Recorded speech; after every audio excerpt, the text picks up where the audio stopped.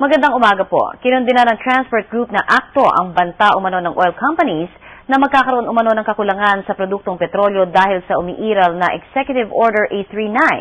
May flash report si Julius Segovia. Julius? Ulan. Tinuloy nilang pangalampag sa tanggapan ng Big 3 oil players sa Makati.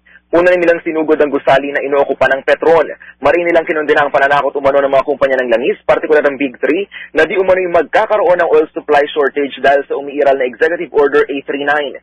Ayon kay Efren De Luna, National President ng ACTO, hindi raw makatwirang idahilan ito ng mga oil company. Halos bawirin naman daw ang sinasabing lugi ng mga kumpanya ng langis sa oil price freeze.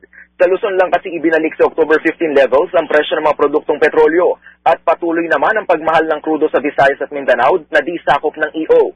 Panawagan nila sa gobyerno gawing nationwide ang umiiral na oil price freeze. Marami pa raw kasi sa mga tsuper ang di nakakabangon matapos ang hagupit ng magkakasunod na bagyo. Sunod naman nilang pinunteriya ang tanggapan ng Shell at Chevron. Yan muna kunin ang pinakahuling balita mula sa Makati. Balik sa'yo. Maraming salamat, Julius Segovia. Mula sa Tahanan ng Katotohanan, ako po si Connie Sison.